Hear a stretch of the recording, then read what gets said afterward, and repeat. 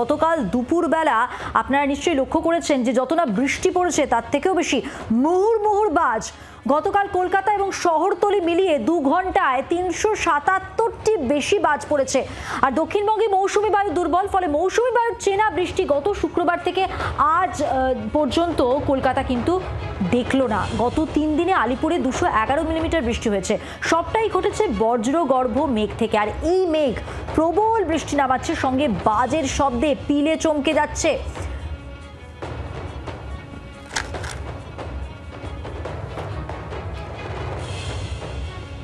সরাসরি কথা বলবো, প্রতিনিধি রয়েছেন আমাদের সঙ্গে অয়ন ঘোষাল। অয়ন, খাতায় কলমে বর্ষা কিন্তু বর্ষার বৃষ্টি নয়, কেন তুমুল বৃষ্টির দাপট এত? মাত্রা অতিরিক্ত বজ্রপাত ইদানিংকালে হচ্ছে। দক্ষিণবঙ্গে মৌসুমি বায়ু প্রবেশের পর থেকে মৌসুমি বায়ু এখনো পর্যন্ত দুর্বল। দক্ষিণবঙ্গে এখনো পর্যন্ত কার্যত একদিনও বর্ষার বৃষ্টি শহর কলকাতায় হয়নি। বিক্ষিপ্তভাবে কোনো কোনো জেলায় বজ্রবিদ্যুৎ সহ সামান্য বর্ষার বৃষ্টি হয়েছে। একটানা বৃষ্টি, দীর্ঘ সময়ের বৃষ্টি, ঘ্যানঘ্যানে বৃষ্টি। কিন্তু কলকাতা শহর সহ দক্ষিণবঙ্গের জেলায় জেলায় গত শুক্রবার, গত মঙ্গলবার এবং তারপর গতকাল বৃহস্পতিবার যে তুমুল নাছর বৃষ্টি হয়েছে, সেই বৃষ্টি বর্ষার নয়। আলিপুর আবহাওয়া দফতর বিগত যদি 5 দিনের আমরা ফোরকাস্ট একদম পড়ে শোনাই, তাহলে এখানে প্রত্যেক দিনই দেখা যাচ্ছে light to moderate rainfall, generally cloudy or partly cloudy sky. এই ফোরকাস্ট কিন্তু বেলা গড়ালে আর মিলছে না, অন্তত গত শুক্রবার, গত মঙ্গলবার এবং গতকালের ক্ষেত্রে। তার বদলে আমরা কি দেখছি? আমরা দেখছি ওই শুক্র, মঙ্গল এবং বৃহস্পতিবার মিলিয়ে কলকাতার আলিপুরেই শুধুমাত্র বৃষ্টি হয়েছে 220 মিলিমিটার, যা অতি ভারী বৃষ্টির সামিল যদি তাকে 3 দিয়ে ভাগ করা হয়। কালকে নিউ আলিপুর এলাকা, সেখানে বৃষ্টিপাতের পরিমাণ ছিল 129 মিলিমিটার।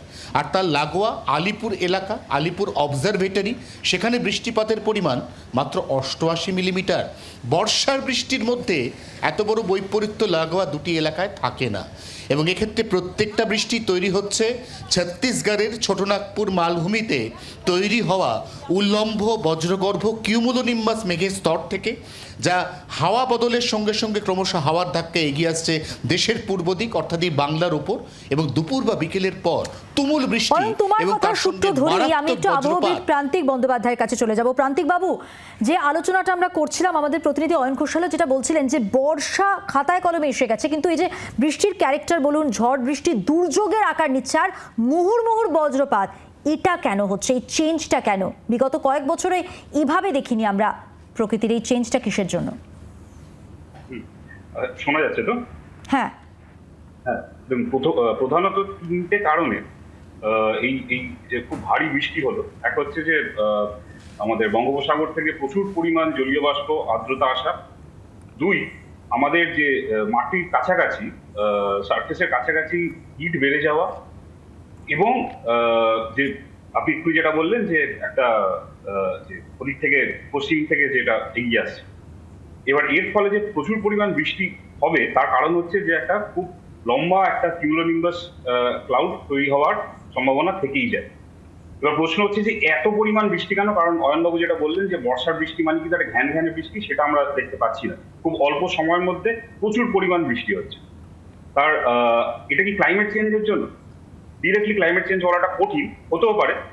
ক্লাইমেট চেঞ্জের যে লং টার্ম একটা যে ব্রডার যে প্যাটার্ন, তার সঙ্গে এটা খাপ খেয়ে যাচ্ছে, যেটাকে আমরা বলি যে ওই ড্রাই ওয়েট হুইপ্ল্যাশ, মানে অনেকটা ড্রাই সময়, শুষ্ক সময়, তারপরেই অতি ভারী বৃষ্টি, তার সঙ্গে এটা খাপ খেয়ে যাচ্ছে। কিন্তু এর জন্য ফার্দার আরো স্টাডি দরকার।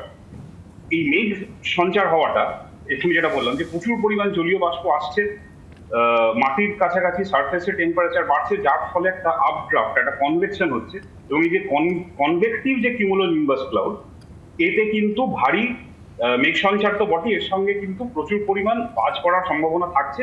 কারণ এই একটা আপড্রাফট, তার সঙ্গে একটা ডাউনড্রাফট, জলীয় বাষ্পের সঙ্গে যে ঘষা খাচ্ছে, এবং তার জন্য একটা পোটেনশিয়াল ডিফারেন্স তৈরি হচ্ছে, যার জন্য ক্লাউড টু সারফেস, অর্থাৎ মেঘ থেকে সারফেসের যে বজ্রপাত, তার পরিমাণ বেড়ে যাচ্ছে।